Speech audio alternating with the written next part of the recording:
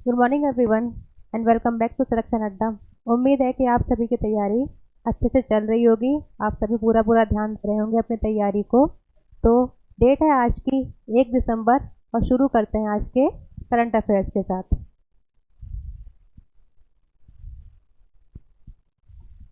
पहली खबर है हमारी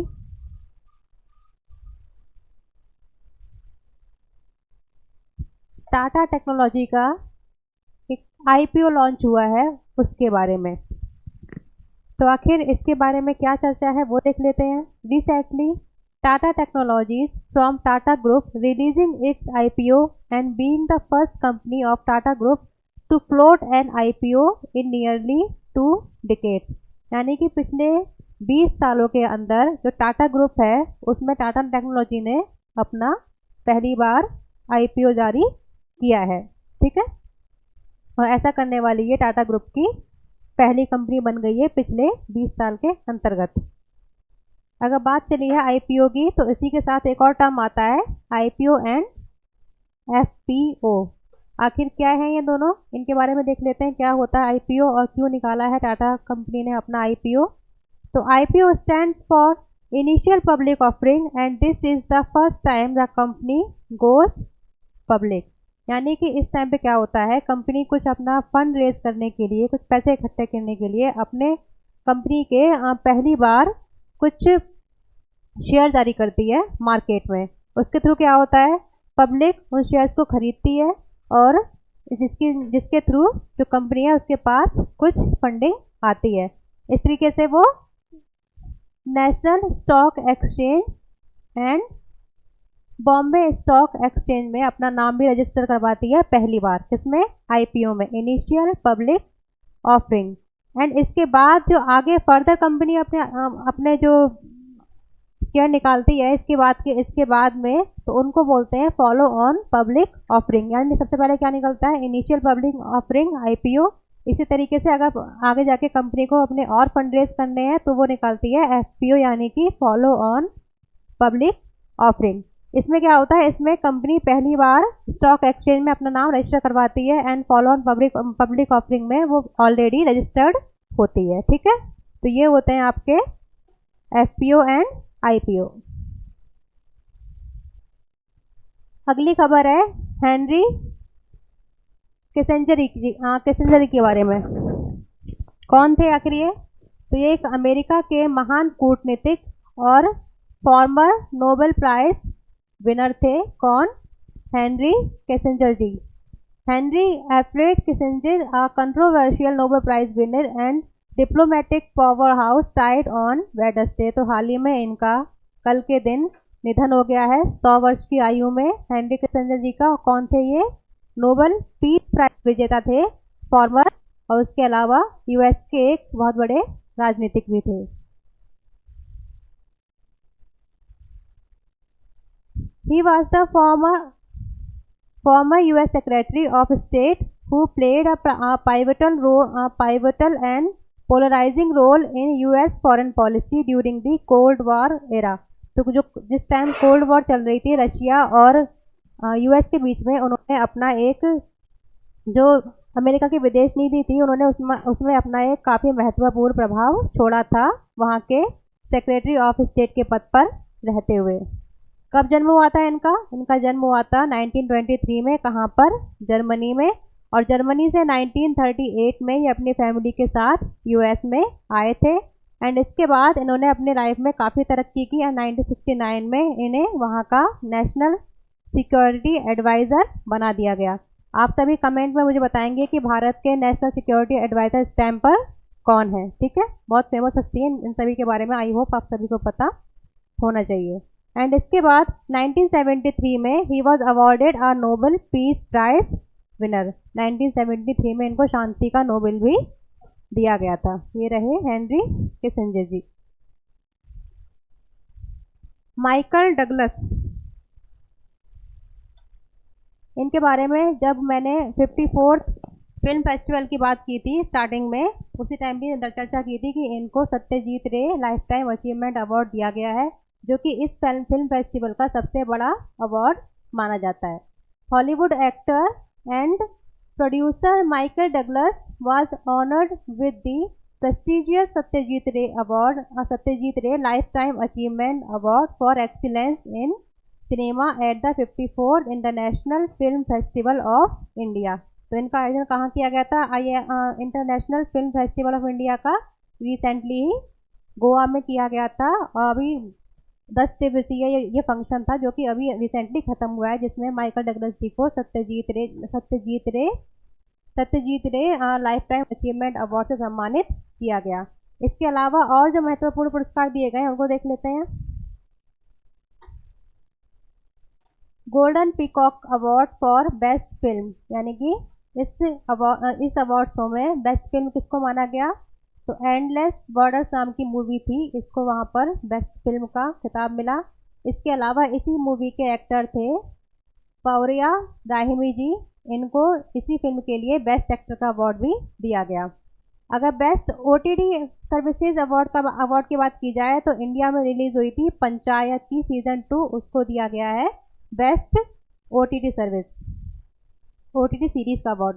बेस्ट एक्ट्रेस का अवार्ड दिया गया है मेलेनी टाइनरी को, किस मूवी के लिए? पार्टी ऑफ फूल्स के लिए। इसके अलावा एक और अवार्ड हमारे लिए इंपॉर्टेंट हो जाता है, स्पेशल ज्यूरी अवार्ड, किसको दिया गया है? ऋषभ शेट्टी फ्रॉम कंटारा मूवी के लिए। ठीक है, यहाँ पर गलत हो गया, ये है कंटारा, साउथ इंडियन मूवी थी जो लास्ट ईयर काफ़ी चर्चा में रही थी, इसी को ये अवार्ड दिया गया है। माइकल डगलस जी। नेशनल आउटरीच प्रोग्राम, हाल ही में क्या हुआ है, जो हमारे देश की महिला एवं बाल विकास मंत्री हैं स्मृति ईरानी जी, उन्होंने दिव्यांग बच्चों के लिए एक स्कीम लेकर के आई है। इसका नाम क्या है? नेशनल आउटरीच प्रोग्राम, उनकी देखभाल करने के लिए, किनकी? दिव्यांग बच्चों की। हाल ही में महिला एवं बाल विकास मंत्री स्मृति ईरानी ने दिव्यांग बच्चों के लिए आंगनवाड़ी प्रोटोकॉल पर राष्ट्रीय आउटरीच प्रोग्राम शुरू किया है। यह प्रोटोकॉल दिव्यांगजन समावेशी पोषण देखभाल के लिए एक सामाजिक मॉडल को अपनाता है, यानी कि जो दिव्यांग बच्चे होते हैं उनकी स्क्रीनिंग से लेकर के उनको बाद में सारी सर्विसेज प्रोवाइड करवाने तक की ये पूरी स्कीम है। ठीक है, किसके लिए? दिव्यांग बच्चों के लिए, उनके समावेशी पोषण देखभाल के लिए। इसमें क्या होगा? इसमें प्रारंभिक विकलांगता संकेतों की जांच की जाएगी सबसे पहले, उसके बाद सामुदायिक कार्यक्रमों को शामिल किया जाएगा और आशा और एएनएम टीमों के माध्यम से रेफरल समर्थन शामिल किया जाएगा, यानी कि जो आशा वर्कर्स होती हैं, जो आंगनवाड़ी वर्कर्स होती हैं और जो एएनएम होती हैं, उनकी हेल्प ली जाएगी इस सर्विस को बच्चों तक पहुंचाने में। ठीक है, क्या उद्देश्य है? प्रारंभिक देखभाल दिव्यांग बच्चों की, विकलांग शिशुओं और छोटे बच्चों के लिए विशेष सहायता और सेवा, और परिवारों को शिक्षित और समर्पित करने के माध्यम से बच्चों की भलाई में समग्र सुधार सुनिश्चित करना है। सरकार बच्चों की देखभाल को सामाजिक रूप से स्वीकार्य और किफायती भी बनाएगी। ठीक है, तो काफ़ी अच्छी स्कीम है। अगली खबर है ग्रीन टेक एनवायरनमेंट प्रोग्राम। तो इंडिया की एक महारत्न कंपनी है एनटीपीसी लिमिटेड, उसको ये ग्रीन टेक एनवायरनमेंट प्रोग्राम दिया गया है। क्यों? क्योंकि उसने एनवायरनमेंट को ध्यान में रखते हुए अपनी टेक्नोलॉजी में विकास किया और अपनी जो कंपनी थी उसमें काफ़ी अच्छा काम भी किया एनवायरनमेंट को ध्यान में रखते हुए, यानी कि कम से कम उसने पॉल्यूशन करने की कोशिश की थी। तो इसीलिए इसको ग्रीन टेक एनवायरनमेंट अवार्ड दिया गया है। हाल ही में एनटीपीसी बोगाईगांव असम, यानी कि एनटीपीसी की जो बोगाईगांव में शाखा है, कहाँ पड़ता है ये? असम में। उस इकाई को ग्रीन टेक पर्यावरण पुरस्कार से सम्मानित किया गया।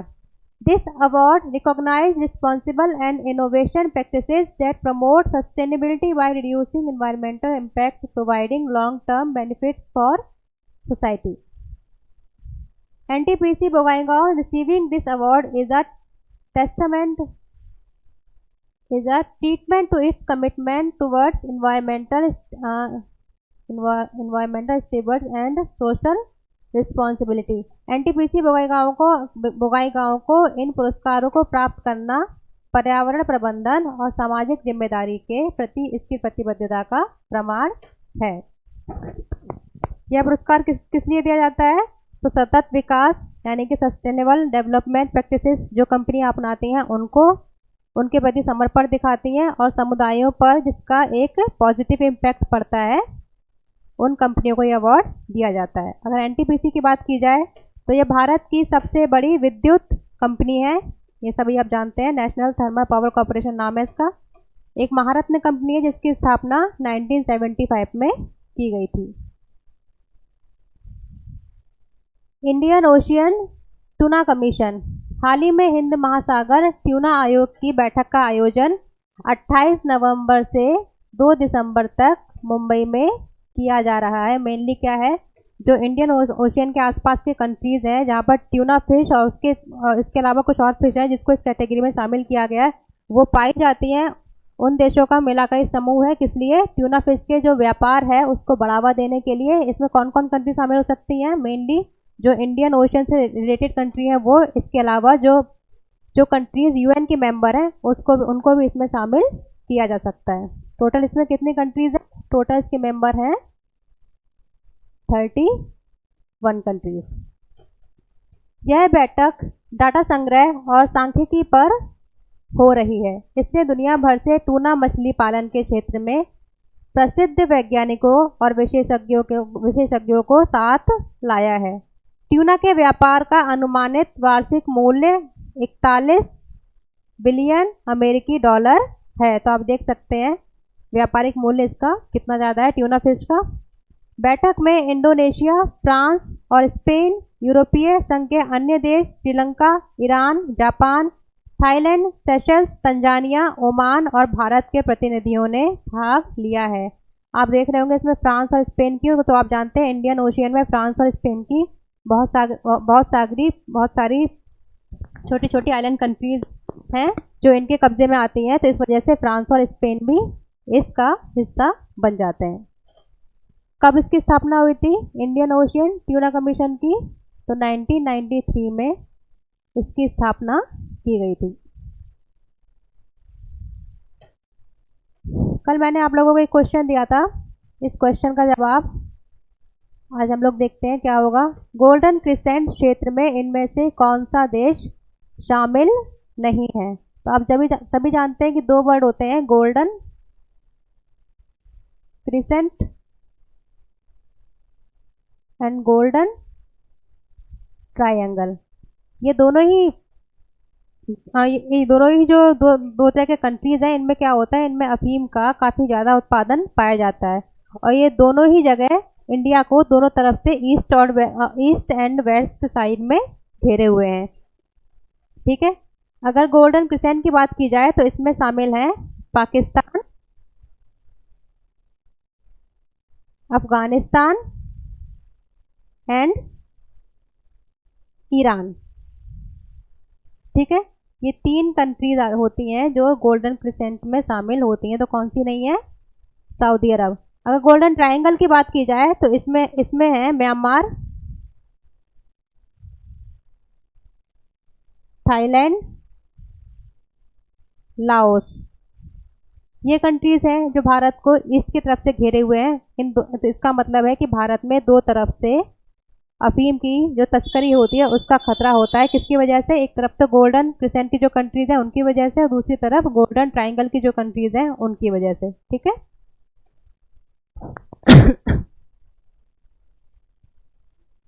अगला क्वेश्चन है, हाल ही में HDFC बैंक के अतिरिक्त स्वतंत्र निदेशक यानी कि additional independent director of HDFC bank किसको नियुक्त किया गया है? तो हाल ही में ये पद दिया गया है हर्ष कुमार भनवाला जी को। अगला है, नोएडा इंटरनेशनल एयरपोर्ट से उड़ानें शुरू करने वाली पहली एयरलाइन कौन सी होगी? तो 4 ऑप्शन है, Indigo, Vistara, air India and Indian airlines. तो कौन सी ऐसी एयरलाइंस है जिसने सबसे पहले नोएडा जो एयरपोर्ट बना हुआ है वहाँ पर अपनी उड़ान भरी है? तो वो हो जाती है हमारी इंडिगो एयरलाइंस।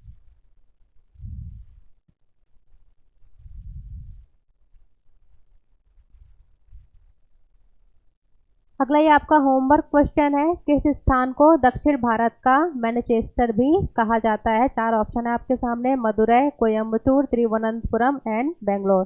आपको बताना है कि मैनचेस्टर दक्षिण भारत का किसको कहा जाता है, दूसरा कि मैनचेस्टर इसको क्यों कहा जाता है, आखिर मैनचेस्टर फेमस क्यों है लंदन का। तो ये इस बात का जवाब आपको मुझे कमेंट सेक्शन में देना है। बाकी हम लोग कल फिर मिलते हैं इसी वक्त पर, तब तक के लिए पढ़ते रहिए, पढ़ते रहिए। Thank you so much.